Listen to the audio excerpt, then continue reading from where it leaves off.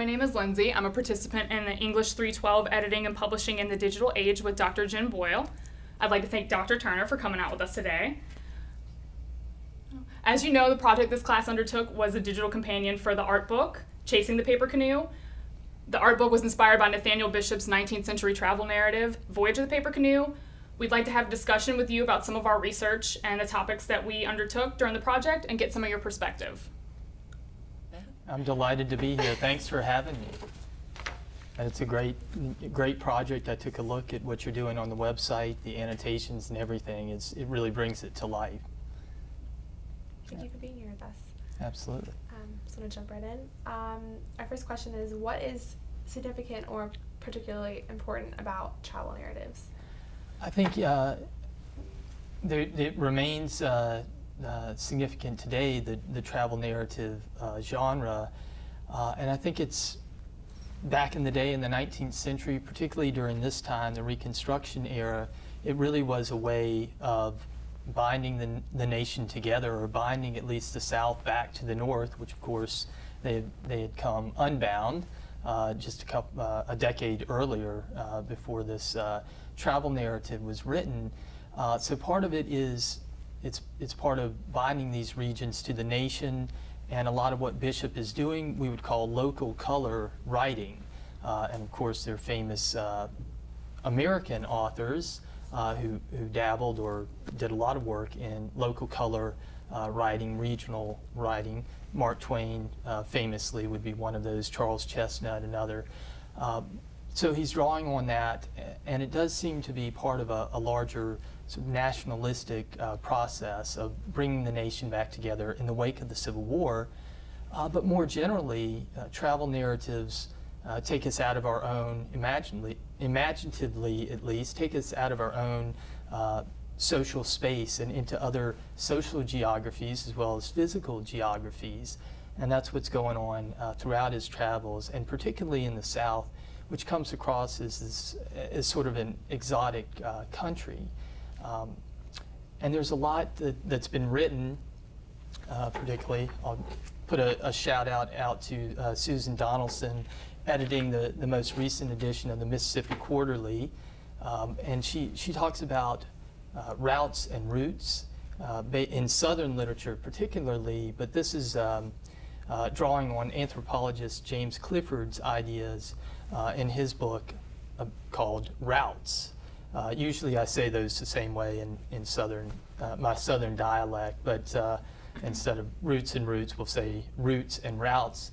But Clifford's argument, as is Donaldson's, it's that we need to get beyond our roots, our origins, our spaces of origin and place of origin, and get out on the road, talk about displacement and travel and routes as a way of defining what we consider home. So, in other words, what we call home or placefulness is as much a function of travel and displacement as it is of staying put.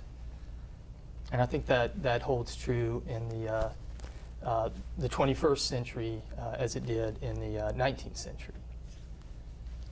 How relevant or representative is Bishop's journey through this region? In other words, could you give us some perspective on Reconstruction era travel through this region?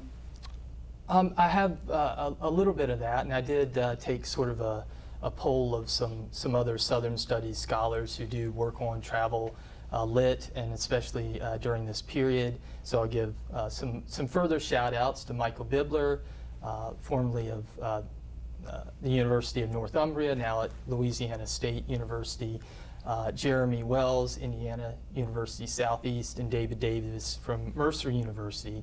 But I sent around a query about this to those and others, and they replied that this does seem to be pretty much par for the course. This is representative, including the representation of both the poor whites and the black laborers that they meet along the way, and including the dialect representation as well. So this is kind of the way this fits the form of the normal travel narrative. And there are others like Edward King's The Great South, which was published, I think, in 1875, which would be another sort of parallel text for this. What do you think it is about the travel narratives in the South, the Low Country particularly, that makes this special, I guess? Special, I do think that there is, it's sort of exoticism cubed, and especially having the poor whites, the crackers, and introducing or reinforcing stereotypes about the poor white South, poor white trash, cracker South, to the more industrialized centers of the North and the readership, generally a white middle class readership in the North and other regions. That we have that kind of exoticism, maybe even primitivism going on there. And certainly with the, what he calls the Santee Negroes, that whole culture seems to come out of another place, which may be fair, but also in Bishop's telling another time. It's like, going in a time warp to a supposedly primitive culture, and so it seems backwoods equals backwards, and that's something that draws interest from a readership, in a similar way to National Geographic articles. But there's some unpleasant politics potentially behind that. And I think that's a lot of the draw. So you wouldn't say that this text, kind of you mentioned earlier that when your colleagues said that the dialect was true to form of what or how people would have spoken at this time, would you think that would be, or that's over exaggerated at all? I do think so, but virtually all representations of local color during this period, accents, would be, by contemporary standards, over exaggerated. So on the one hand, I think it is overdone. More contemporary versions do a better job of representing the language, but I guess we should give Bishop and other writers like that some points for trying to represent the dialect, trying to get into the nuances of the culture and the language and how that reflects the customs. I think it'd be worse if he just tried to translate totally these different ethnic groups into white standard English of the time. So he is giving it a shot, although there are a lot of racial stereotypes and class stereotypes that are being dredged up there that are just part of that local color tradition. So again, the politics can be uncomfortable, although there is that there's the negative, but also a performative aspect to it that even in absorbing the language, listening to it, there's a kind of transculturation going on there where he's got to respond to these people speaking a different language than his and respond to their customs. Often he responds by saying, wow, these people are really primitive and aren't we better than them up in the industrial North? But that being said, there still is some room for that performance that could be subversive. Even the idea of signifying could get in. And you see that in local color writers, black writers like Charles Chestnut, where the language is being used, the dialect, to undercut some of those stereotypes.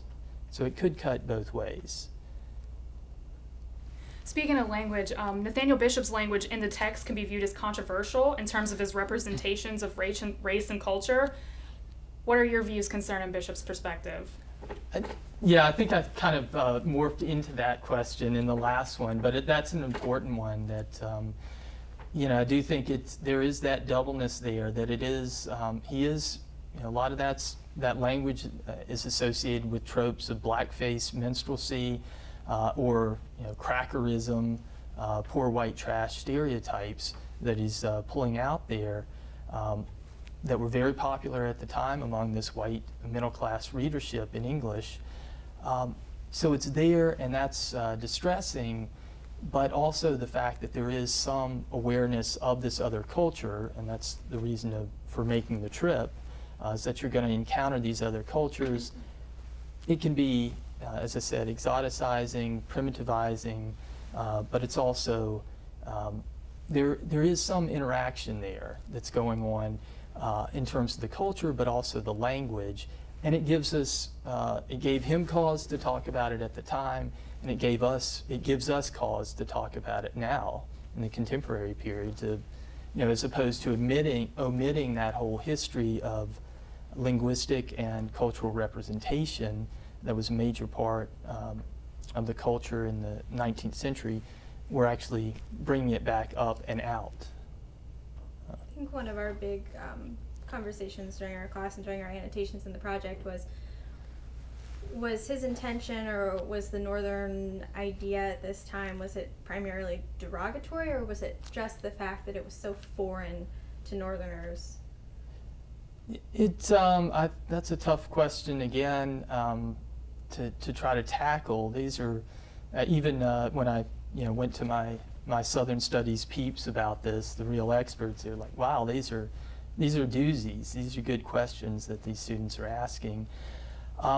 But I think it's a difficult thing to try to tackle here. I think there's some cultural tourism going on, which is not necessarily negative. We like to see other cultures, and it was marketable at the time. It still is now. If we think of south of the border or something, and with that big giant sombreroed figure of Pedro welcoming us into South Carolina, that somehow connects with some other border, south of the border in Mexico. But there is that draw to it that can be, it can be double-edged. And I think there's some of that, for a Northern readership.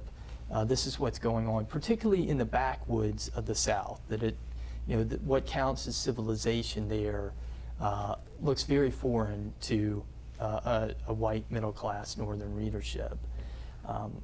So I think there's definitely cultural tourism going on, and maybe sometimes it's very much shaded to that primitivizing mode.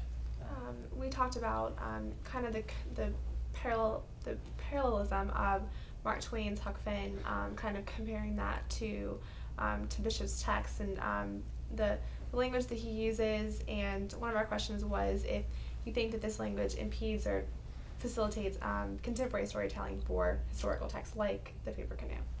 I think it impedes in certain ways, and we know the fiery debate over Mark Twain's work, Huck Finn, and recently the new edition that cut out the N-word, which seems to be a real bad idea. That's just trying to overwrite